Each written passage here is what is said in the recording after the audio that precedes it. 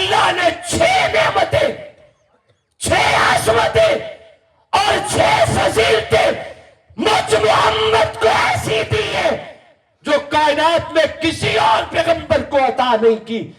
اللہ نے میرا خاصا بنایا. صحابہ نے کہا تیرے آقا وہ کیا چیزیں ہیں؟ میرے آقا کے جملے دل پر رکھو.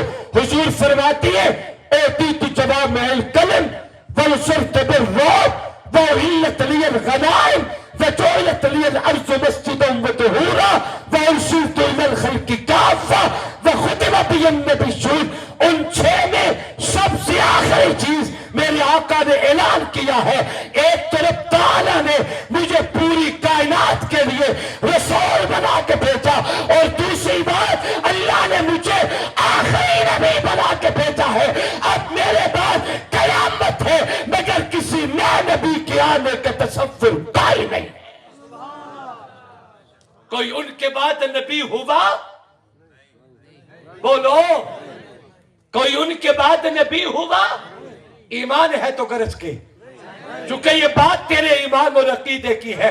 ایمان ہے تو گرج کے بولے کوئی ان کے بعد نبی ہوا؟ ہاتھوں کو لہرائے ذرا. کوئی ان کے بعد نبی ہوا؟ بولیے بولیے بولیے ذرا اپنے دونوں ہاتھ اٹھائے. کوئی ان کے بعد نبی ہوا؟ نہیں ان کے بعد کوئی نہیں کہ خدا نے خود بھی تو کہہ دیا نہیں ان کے بعد کوئی نہیں. کسی ایسی ذات کا نام لو جو امی بھی ہو جو اما بھی ہو. کوئی مصطفیٰ کوئی مجتبیٰ نہیں ان کے بعد کوئی نہیں. کوئی ایسی ذات ہما صفت کوئی ایسا نور ہے ہما جہت نہیں ان سے پہلے کوئی نہ تھا نہیں ان کے بعد کوئی نہیں.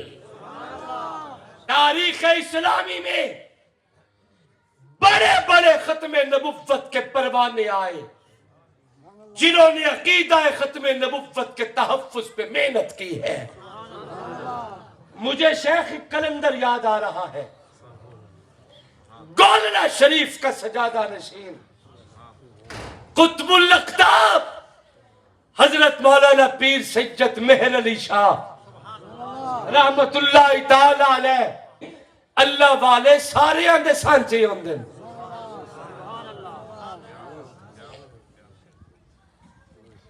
غلام قادیانی کا دور اور سید مہر علی شاہ پروانہ ختم نبوت کا زمانہ ایک ہے. غلام قادیانی جنہیں تیز آندھی نہیں آتی، اندھیری طوفان، یہ طوفان بدتمیزی بن کے ابھرا. مگر قربان جاؤ جس شہر میں جاتا آکے ختم نبوت کا جھنڈا لہراتا سید گرجتا نظر آتا. جس بستی میں گیا سید پہلا دیتا نظر آتا ہے. جس معاشرے میں قدم رکھا جدو نک ہویا نا کہ ہر محاذ تے سید میرا راہ روک دے، مجھے نکلنے نہیں دیتے، ہمیشہ میرا راستہ روکا جاتا ہے. اس نے ایک جماعت بھیجی، جاؤ جا کے سید سے بات کرو، ہمارا جھگڑا ختم ہونا چاہیے، بات کرو سید سے. اب وہ بات کیا تھی؟ توجہ سے مجھے دیکھنا. انہوں نے آ کے چند نکات سامنے رکھے قادیانیوں نے. انہوں نے کہا ہمارا غلام قادیانی یک چشم کل بے ایمان جنہوں نبی یادیان نہ منہ نہ متھا جی میں جن پہاڑوں لتھا ہے. ایدہ تا انجے منہ تے متھا کوئی نہیں تے جے سونے لاجو وے تے حملہ کرے آقا دی ختم نبوت تے گند تو بھیڑا وہ بندہ. ابو لہب انگارے کو کہتے ہیں. اگر دل میں مصطفیٰ پہ ایمان نہیں تھا بے شک اسے ابو لہب کہتے ہیں انگاروں والا، یعنی چہرہ اتنا روشن جیسے آگ کے انگاروں کو کسی نے اس کے رخساروں پہ رکھ دیا ہو. اگر دل میں ایمان نہیں، رب کعبہ کی قسم اٹھا کے کہتا ہوں اس سے آپ کا کوڑا کرکٹ ہی بہتر ہے جو ٹکرائے مصطفیٰ مصطفیٰ سے مگر دل میں محمد پہ ایمان نہیں رکھتا۔ قادیانی آئے، آ کے کہتے ہیں ہمارے ساتھ بیٹھ کے بات کرو، لڑائیاں جھگڑے چھوڑو، مناظرے مباحثے چھوڑو، ہم آپس میں بیٹھ کے معاملات طے کر لیتے ہیں۔ شاہ جی فرمانے لگے کیا بکواس کرنا چاہتے ہو؟ قادیانی کہتے ہیں ایسے لکھو، ایسا کرو، آپ بھی قرآن کی تفسیر لکھیں، قادیانی بھی قرآن کی تفسیر لکھے، آپ بھی اس تفسیر کو مارکیٹ میں ڈالیں، ہم بھی مارکیٹ میں ڈالتے ہیں، جس کی تفسیر کو دنیا زیادہ فالو کرے وہ سچا، دوسرا جھوٹا۔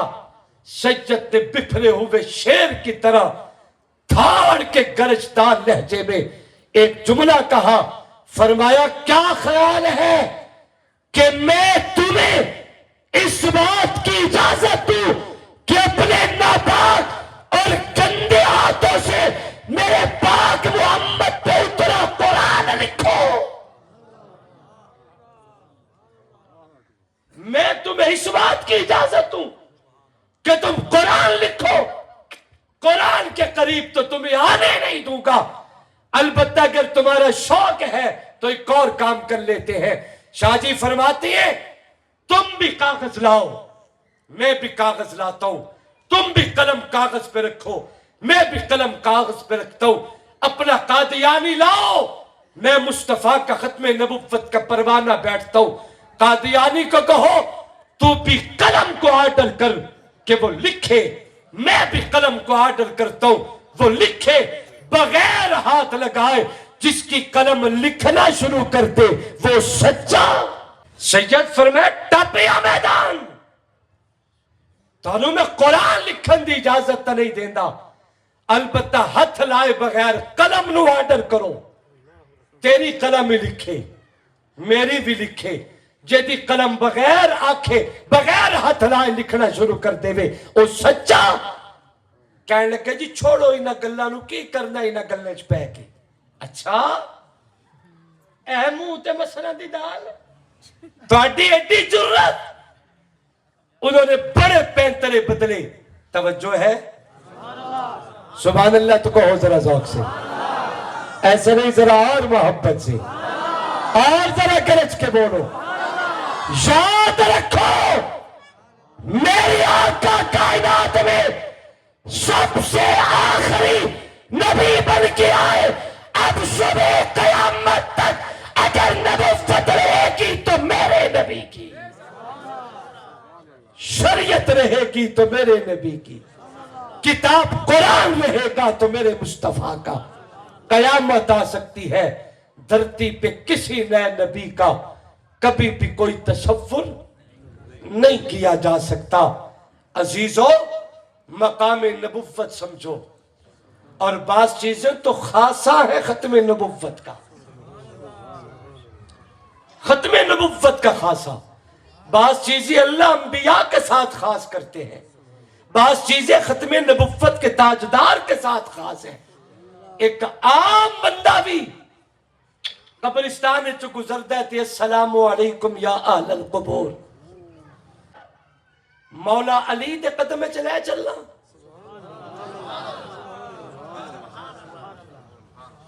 حضرت علی المرتضی شیر خدا اسد اللہ الغالب جناب حیدر کرار رضی اللہ تعالیٰ عنہ باضابطہ قبرستان تشریف لے جایا کرتے تھے، اور قبر والوں کو علی خطاب کرتے، نام تسا میری گل نہ سنو تے میں تو دونوں واز نہیں کرتا، تے علی دی نام سن دیتے ہیں بھی روزانہ واز کرن ٹر جاندے ہیں،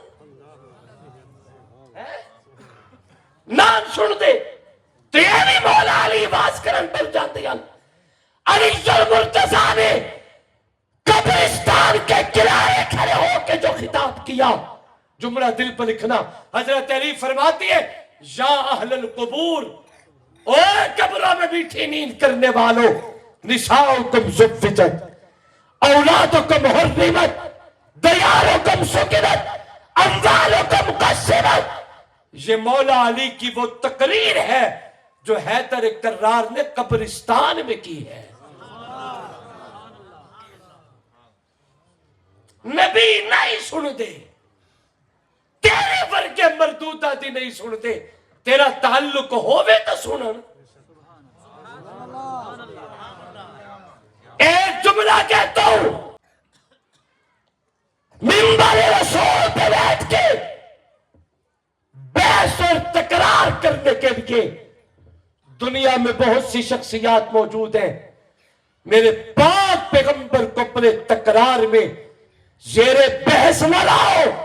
میرے رسول کی ذات بحث کے لیے نہیں ہے، میرے آقا کی ذات ایمان اور اطاعت کے لیے ہے۔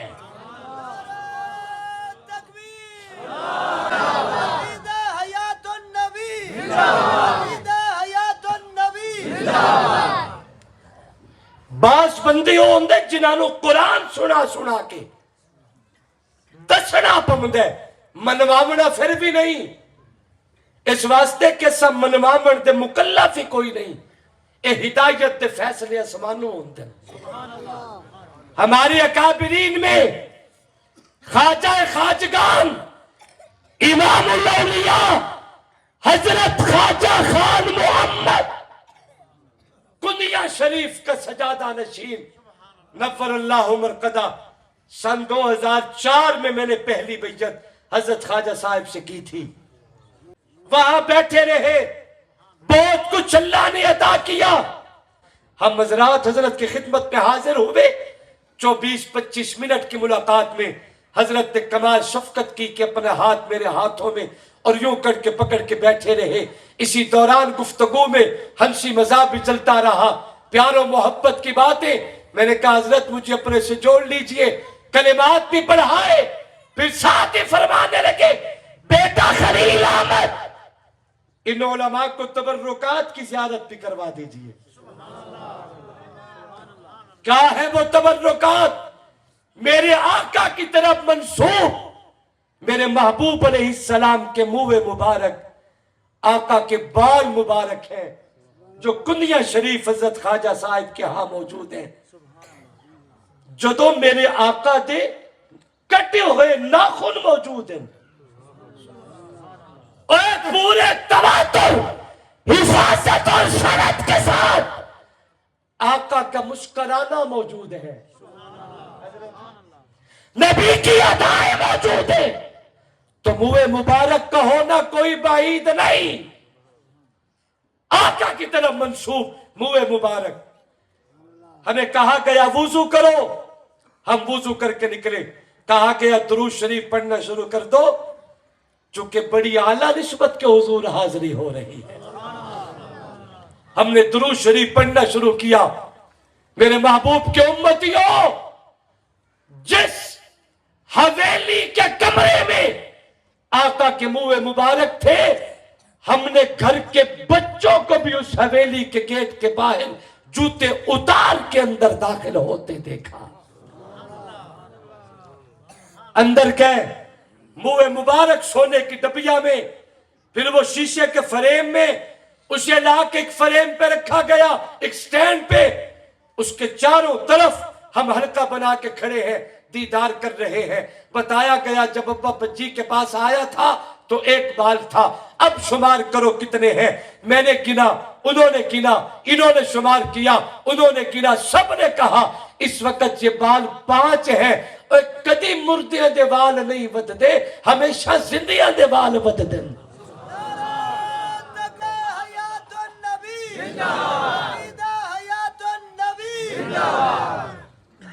2011 کی بات ہے، پاک پتن شریف میں بیان کر رہا تھا، شان اولیاء اللہ کے عنوان پہ یہی باتیں میں نے عرض کی۔ 11 کی بات عرض کر رہا ہوں۔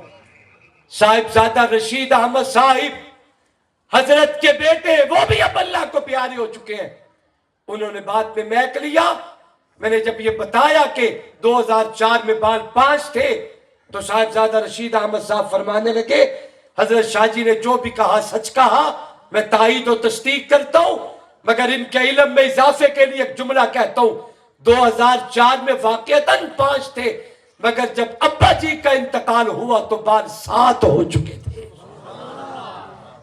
بالوں کی تعداد بڑھ گئی۔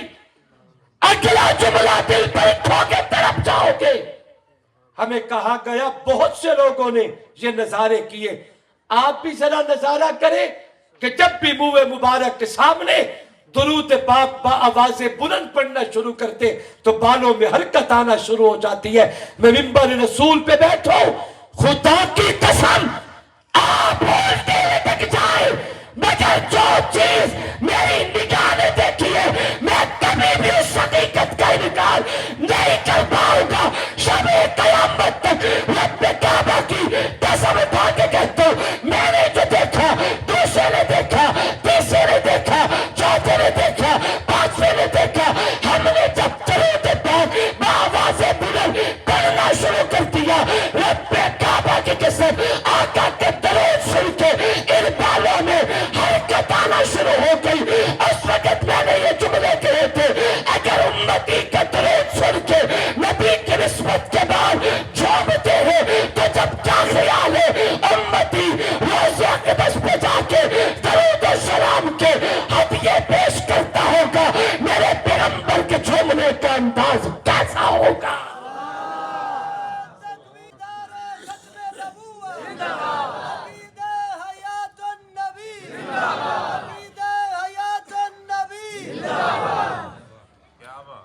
حج کرتے ہو جی، عمرہ کتھا کریں دیو، مکے یا مدینے؟ جی حج کہاں ہے؟ مکہ میں۔ عمرہ کہاں ہے؟ مکہ میں۔ تے جب مدینے کا شاہ کہنی ویندے خیری ہو، کیا کرنے جاتے ہو مدینے؟ ایک تو مدینہ میرے محبوب کا گھر ہے، آقا فرماتے ہیں جب حج کر لو، عمرہ کر لو تو مجھے ملنے کے لیے مدینے ضرور آیا کرو، تیرا محبوب مدینے میں رہتا ہے۔ آقا حج تو میں نے مکہ میں کر لیا، عمرہ مکہ میں مدینے آؤں گا تو کیا ملے گا؟ میرے آقا فرماتے ہیں میرے روزے پہ حاضری دینا، غبار المدینہ شفاء من کل داء، بیمار ہو کے آؤ گے تو مدینے کی مٹی میں شفا ہے۔ میرے قبر پہ حاضری دو، من زار قبری وجبت لہ شفاعتی، جو میرے روزے کی زیارت کرے کل قیامت کے دن میں محمد شفاعت کرے گا۔